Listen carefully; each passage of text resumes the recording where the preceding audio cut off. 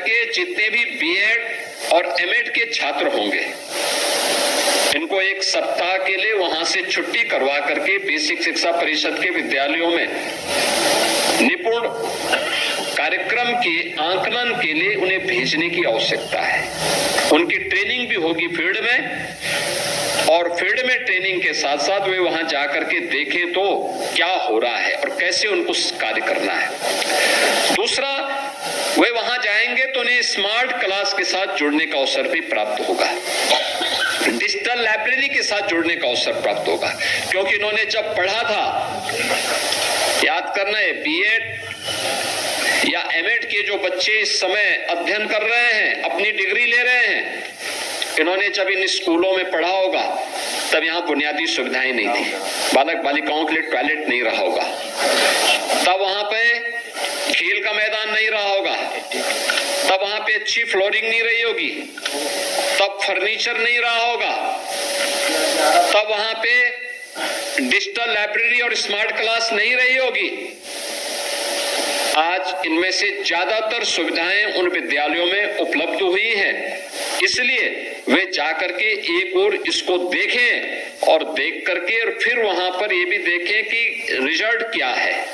हम पहले से परफॉर्मा बना करके दें कि निपुण का आकलन किस रूप में उसे करना है, पहली क्लास का कैसे, दूसरी क्लास का कैसे, तीसरी क्लास का कैसे, चौथी क्लास का कैसे, पांचवी क्लास का कैसे, और फिर उसी फॉर्म में उसको मांगिए। आप देखेंगे रिजल्ट आएंगे, रिजल्ट आएंगे। दूसरा, हमारा प्रयास होना चाहिए कि हर विद्यालय में शिक्षक जरूर हो, छात्र शिक्षक का रेशो उसको हम हर हाल में मेंटेन करें, हर हाल में मेंटेन करें। ये बेसिक शिक्षा परिषद जिस दिन इस प्रक्रिया को प्रभावी ढंग से क्रियान्वित करेगा, यहाँ पे छात्रों की संख्या बढ़ेगी। और मेरा मानना है, मैं बेसिक शिक्षा परिषद से जुड़े हुए सभी शिक्षकों से इस बारे में अपील करूंगा। आप एक शिक्षक हैं, जितनी मेहनत करते, देखिए आप ही के साथ के शिक्षक हैं जिनको आज यहाँ पे सम्मानित किया जा रहा है, आप ही के साथ के शिक्षक हैं, इन्होंने अच्छा किया है, सम्मानित हो रहे हैं। और ये सम्मान एक मंच की एक औपचारिकता होगी, लेकिन उनका सबसे बड़ा सम्मान है जो उनके द्वारा जिन बच्चों को आज प्रशिक्षित किया जा रहा है, जिन बच्चों के भविष्य को समझाने और संवारने का काम हो रहा है, यही बच्चे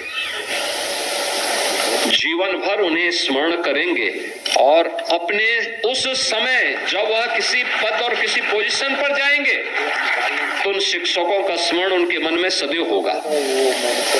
हमें अपने आप को इस रूप में बनाना है कि आप देश के भविष्य को गढ़ने का काम कर रहे हैं, उसको आगे बढ़ाने का काम कर रहे हैं, और ये महती जिम्मेदारी जो आपके ऊपर है, ईश्वर प्रदत्त जो ये आपके पास एक हथियार है, इसका इस्तेमाल राष्ट्र निर्माण के इस प्रवर्तमान कार्यक्रम के साथ जोड़िए, उसको ऐसे ही मत जाने दीजिए। याद रखना, समय और काल किसी का इंतजार नहीं करता है।